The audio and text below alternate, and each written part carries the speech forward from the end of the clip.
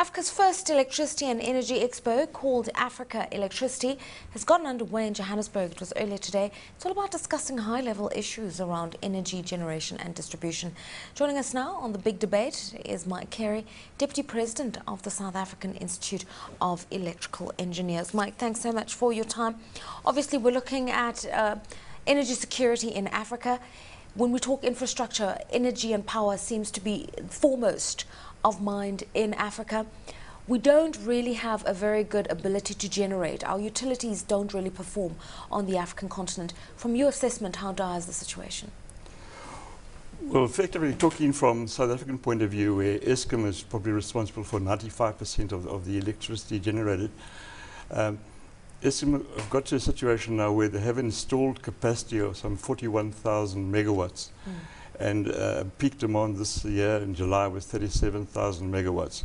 It sounds like you have a 4,000 megawatt gap between the two. But the fact is they have to maintain plants. And you have two types of maintenance where you have planned maintenance as well as unplanned maintenance.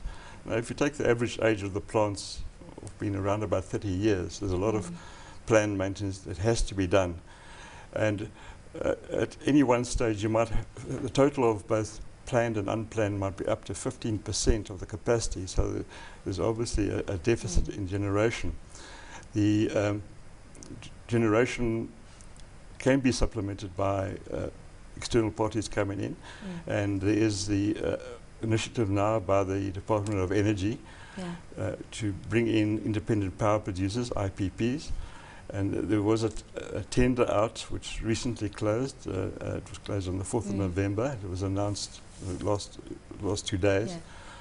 A very high-level result of that tender. But that is not very short-term. We're looking at probably in the next year to coming to fruition. Eskom itself is currently building with 2 new big power stations, Medupi and Cary, which would probably add another 25% to their capacity. But we're looking at 2013 onwards for that power to come on board. All right. Now, we did see earlier this year the release of the IRP 2010, basically an assessment of South Africa's energy security requirements. And it's believed that by the year 2030, so in about 25 years' time, our generation needs are going to be just over 41,300. Now, as you're saying, Eskom alone can't provide the particular needs. So who else needs to come to the party? And how quickly have they arrived, if at all?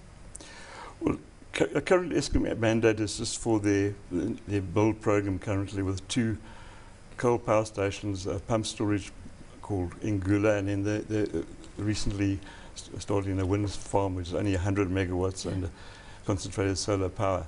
After that, it would be work like it could be given out to private industry. But obviously private industry are looking for a return on their investment, and although the tariff increases are actually very painful to a lot of people, that will actually help the situation because their returns on their investments will obviously increase as the tariffs go up.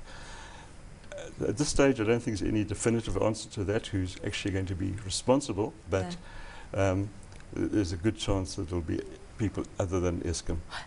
In the absence of independent power producers, because the economics aren't right, you've got an interim measure, which is cogeneration from big industrial users. Those companies that can feed back into the grid, how much of a mitigation would that be? Well, if you look at the overall figures, 40,000 plus in Eskom, I would imagine we're only looking at about 2,000 in total at this stage from these people. Just recently, Cecil has signed up a PPA agreement with Eskom for them to buy power from their gas-generated power. But even that, I think we're looking at about 140 megawatts only, which is all helps, but it's still a small drop in the ocean. Looking back at the policy by way of the IRP 2010, we know that about 43% of our energy requirements is now going to be in the alternative and renewable space. This is where we're going to see a lot of private investment. Apparently, South Africa has already made provisions for 53 or so projects, particularly in the wind energy space. Your assessments? So this is correct, but one must realize that renewable energy is only there when either the wind blows or the sun shines. Without storage, this energy becomes not useless, but it's add-on as what's called peaking power rather than base load power. We need base load power as well as peaking power. The wind and the solar obviously are much more environmentally friendly, but they cannot be used to as I say, dispatchable power for base load power. The other problem is, and some countries have experienced it, for instance Germany experienced it, where they have 27% wind, and when one particular day they became becalmed, and then they had an inrush of power from neighbouring countries, resulting in basically a total blackout in Europe on that particular day. Now to run that type of power, you have to have other power on the system which you can switch on almost immediately. If the wind drops, you need to switch on other power. Coal power stations, you cannot do that. They have quite a long run-up time. But you have things like pump storage and gas turbines, which you can switch on and get the power back on the system to replace what is lost when the wind stops blowing or the sun stops shining, or the cloud comes over the sun. Government keeps on hammering about an energy conservation scheme that even if the economy demands so much from the grid, we could also ease that burden by simple things. For instance, all I can think of is switch off your geyser at a domestic level. But what sorts of things do we all need to do as a nation, as industry, as citizens, that could alleviate pressure on the grid and could allow us to utilize our electricity more optimally? Well, basically, there is a program run by Eskom now where they talk about the 49 million initiative. And what they're saying, everybody can help. You know, if you're not in a room, switch the light off. It sounds a small measure, but if you add all that up, the demand will go down. And it's a supply-demand equation. If we haven't got the supply, we must try and reduce the demand. And it can be done. And you're talking about this scheme. It was really a joint venture between Eskom and the intensive energy users group, and as well as NERSA. And it's currently being re-looked at, but more on a voluntary basis rather than in a penalty basis.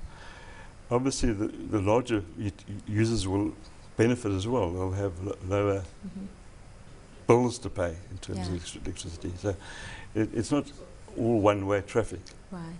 Okay, thanks so much for your time there, Mike Cary. He's Deputy President of the South African Institute of Electrical Engineers. Some pretty important issues to be raised ahead of COP17.